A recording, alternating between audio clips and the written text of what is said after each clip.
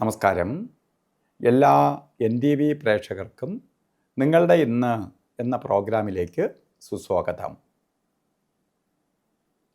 2025 August മാസം 3-ാം തീയതി 1200-ാം ആണ്ട് കർക്കിടക മാസം 18-ാം തീയതി ഞായറാഴ്ച. ഇന്നത്തെ നക്ഷത്രവും അനിഴം നക്ഷത്രമാണ്. അനിഴം നക്ഷത്രം തുടങ്ങിയതേ ഉള്ളൂ. ഇന്ന് മൊത്തവും അനിഴം നക്ഷത്രം തന്നെയാണ്. ഏറ്റവും നക്ഷത്രങ്ങളിൽ ശുഭനക്ഷത്രങ്ങളിൽ പെടുന്ന ഒന്നാണ് അനിഴം. അപ്പോൾ ഇന്ന് ശുഭകാര്യങ്ങൾക്ക് അനുകൂലപ്രദമായ ഒരു ദിവസമാണ്. ശരിക്കും ഞായറാഴ്ച എന്ന് പറയുമ്പം തന്നെ സൂര്യഭഗവാന്റെ ദിവസമാണ്. സൂര്യനാണ് പ്രപഞ്ചനാഥൻ. നമുക്ക് സർവ എനർജിയും പ്രദാനം ചെയ്തു തരുന്ന ഗ്രഹമാണ് സൂര്യൻ. സൂര്യനില്ലെങ്കിൽ ഒന്നുമില്ല. അതുകൊണ്ടാണ് എനർജി സ്വീകരിച്ച് അന്നത്തെ ദിവസം വീട്ടിൽ നിന്ന് സന്തോഷപ്രദമായി ഒരാഴ്ചയ്ക്ക് വർക്ക് ചെയ്യാനുള്ള എനർജി സംഭരിക്കുന്ന ദിവസവും കൂടിയാണ് ഞായറാഴ്ച. അതുകൊണ്ടാണ് അതിന് അവധിയായിട്ട് അറിവുള്ളവരെല്ലാം അവധിയായിട്ട് പ്രഖ്യാപിച്ചിരിക്കുന്നത്. അതുപോലെ കർക്കിടക മാസത്തിലെ അനിഴ നക്ഷത്രം ബർത്ത്ഡേ ആയിട്ട് വന്നിട്ടുള്ളവർക്ക് ഒരു വർഷത്തെ ഫലത്തെയാണ് ചിന്തിക്കുന്നത്. വാർഷിക ഫലത്തെ ചിന്തിക്കുമ്പോൾ നിങ്ങൾക്ക് വളരെ ഭാഗ്യദായകമായ ഒരു വർഷമായിരിക്കും.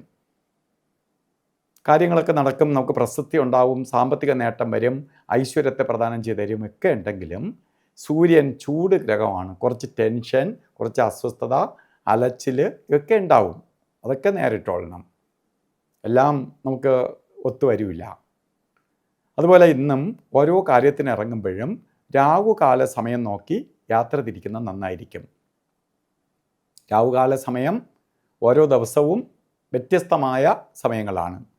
ശരിക്കും രാഹുകാലം ഞായറാഴ്ച വൈകുന്നേര സമയത്താണ് വരണേ. കലണ്ടറിൽ 4 തൊട്ട് 6 മണി വരെ എന്ന് രേഖപ്പെടുത്തിയിട്ടുണ്ട്. ഇവിടെ 4 തുടങ്ങൂല. 4:59 തൊട്ട് തുടങ്ങും. ഏകദേശം 6:30 മണി വരെയും രാഹുകാല സമയമുണ്ട്. അരമണിക്കൂറിൻ്റെ വ്യത്യാസമുണ്ട്. അപ്പോൾ ഓരോ കാര്യത്തിന് ഇറങ്ങുമ്പോൾ രാഹുകാലം ഒഴിവാക്കിക്കൊണ്ട് പോകണം. കാരണം നമ്മൾ കുടുംബസമേതം പുറത്തു പോകുന്ന ദിവസമാണ്. വല്ല ഫങ്ഷനോ അതുപോലെ പർച്ചേസ് ചെയ്യാനോ മറ്റ് ഔട്ടിങ്ങിന് എവിടെയെങ്കിലും പോവുകയൊക്കെ ചെയ്യുമ്പോൾ രാഹുകാല സമയത്തിന് പ്രാധാന്യം കൊടുക്കുക. അല്ലെങ്കിൽ കിടന്ന് ചുറ്റിപ്പോവും.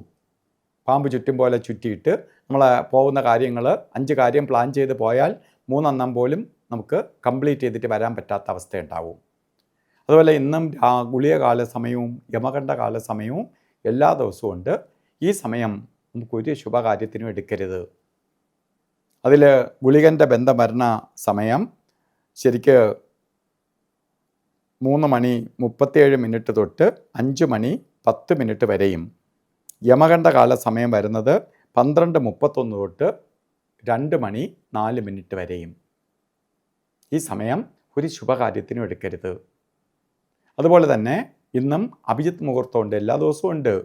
ഇന്നത്തെ അഭിജിത്ത് മുഹൂർത്തം വരുന്നത് 12:07 തൊട്ട് 12:55 വരെ 48 നേരമാണ്. ഒരു 4 മിനിറ്റ് ഒഴിച്ച് 44 മിനിറ്റും നമുക്ക് ശുഭകാര്യത്തിനെടുക്കാം. അതുപോലെ പുറത്ത് പോകുമ്പോഴും വീട്ടിൽ നിൽക്കുമ്പോഴും ഒക്കെ ഞായറാഴ്ചയാണ്. നമുക്ക് വസ്ത്രധാരണം ശ്രദ്ധിക്കുക.